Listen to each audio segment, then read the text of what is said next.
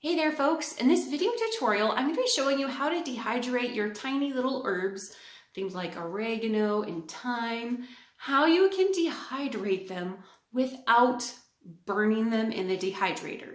If you have experience dehydrating herbs, you know this is super easy to do. It's very easy to overdo it in the dehydrator. Your herbs still don't have the same flavor profile afterward, and they don't have the same medicinal properties either. So I'm going to bring you out to the garden today, to the kitchen garden. We have some thyme left out there that I want to harvest and bring in. I'm going to show you how I like to hang it to dry it, and then I'm going to show you how to pull those little leaves off the stalks so that you can actually use the leaves in your cooking and in your natural home remedies. That was a mouthful, I know, but let's grab a basket, let's go outside, and let's harvest the last of the thyme, the winter thyme in the garden. Here we go. We've got some beautiful winter thyme here, and we're just going to cut them kind of down at the base of the plant. You can use scissors or a sharp knife for this, although apparently my knife isn't that sharp. I'm having a hard time getting through the stalks. But you want something really vibrant and green and alive. If your thyme is more browning like this, where it's almost like a purple green, I generally don't use those. I'll hang on for the green ones, and we'll just throw those in a basket and collect a bunch before we take them back inside.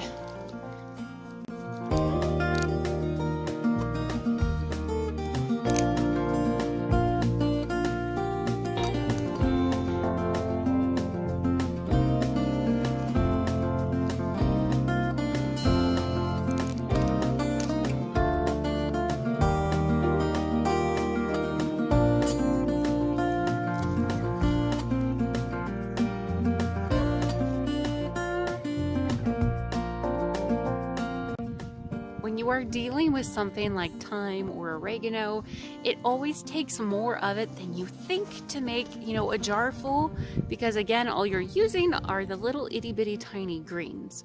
But we have enough here. This is sort of the last and the best of what's in the kitchen garden.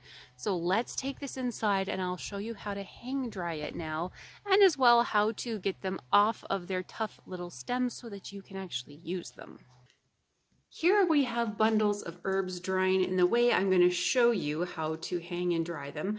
But this is oregano. You can see those little leaves curl up. We've got some sage here, and this is dried thyme. Look how tiny those little leaflets get. So we are going to pull the leaves off of this one later on, but I just want to give you a visual of what we are going to be doing with our thyme. To naturally dehydrate your small herbs, all you really need for the project is some string to tie them up into bundles, and then of course something to cut your string with. So there's a couple ways you can do this. Some people actually don't even hang their thyme. They just spread it out on a plate or something and just let it air dry in a room. You can do that, a natural rack. I like to make my kitchen pretty while I'm dehydrating my herbs. So I like to gather up a base bundle, and you can just gather it up as is, a group like this, and tie it off. Or you can tie off the top and then fasten more groupings down the back of the herbs and create a really pretty sort of swag with it. So that's what I'm actually going to do here. I'm going to make a really beautiful long one, and we're going to dry all of these herbs at once. It will take probably 2 weeks for them to fully dry. But let's dive into it because I'm eager to show you this way of doing it, because it totally changed the flavor of my herbs and the quality of them. So to naturally dry our herbs, we're going to start by grabbing some of the longer pieces. We're just going to make a big handful essentially of herbs, and we can make quite a big bunching of them. Thyme is actually, with such tiny leaves, you can clump it together really tightly and they will still dry. So we've got our grouping here. Just gonna grab a piece of string, and we'll just tie the top of this really, really tightly with this cotton string.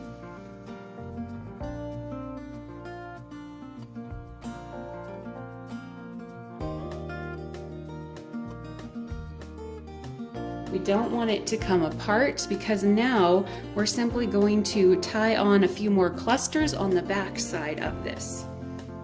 gonna grab some more. And if you have really short pieces, you can set those aside.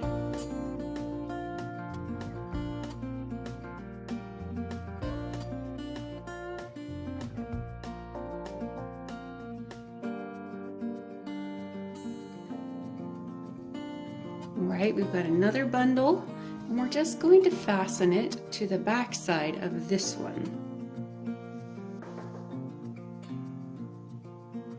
So first, let me make sure you can see here, first we're going to tie it off, just like we did with the first bundle.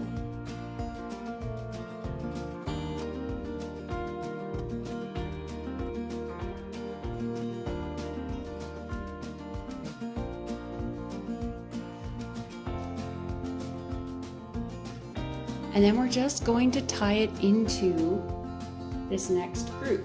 Just pull a few stems out and then fasten it on.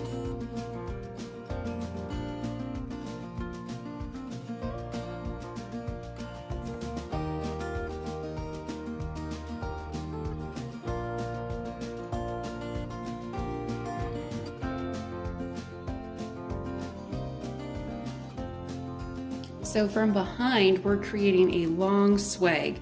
Now I think I'm actually going to do two side by side here to give it a really full look.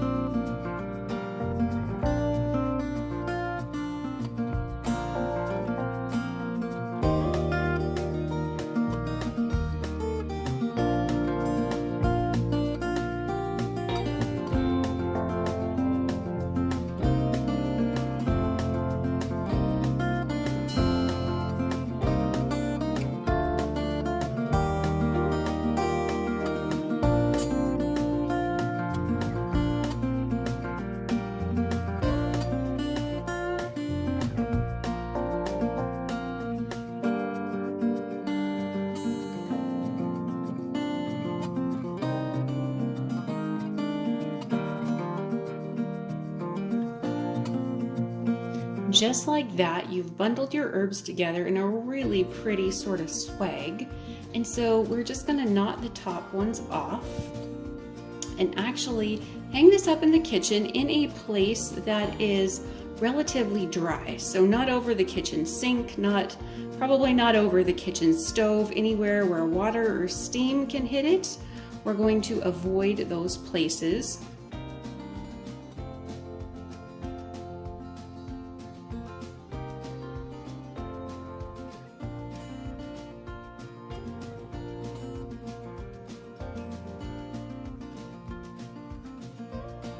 So let's go find a spot. And we found just the place. This here is thyme that has been drying. We're actually going to strip the leaves off of that, but we're going to replace it with our fresh bundle.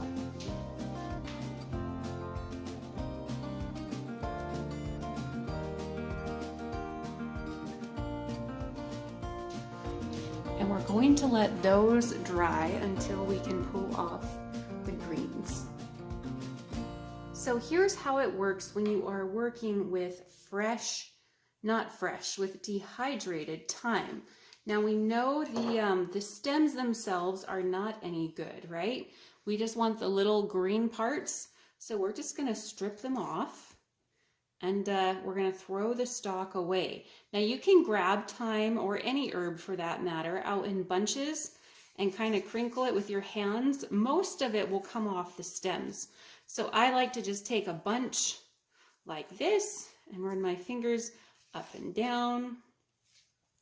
Take off the dried powdery bits like that, or the leafy bits.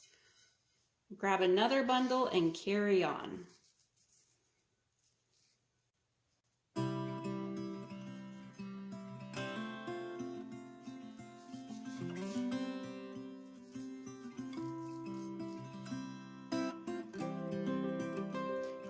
time you will get little stem bits in here, and you can pull those out now or later, or work your way around them as you actually cook.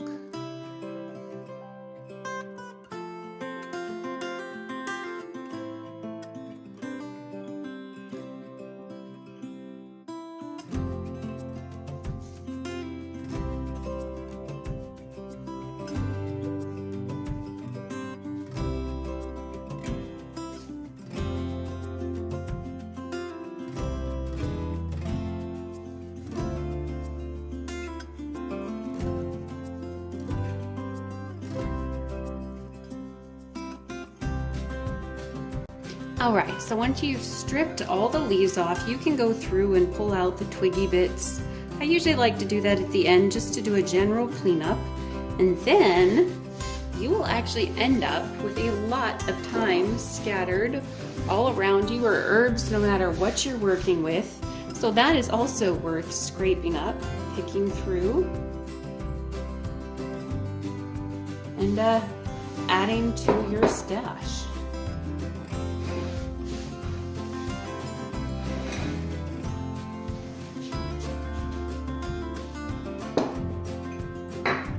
Now that they're done, we're just gonna scoop them up, drop them in the jar with the rest of my dehydrated homegrown thyme.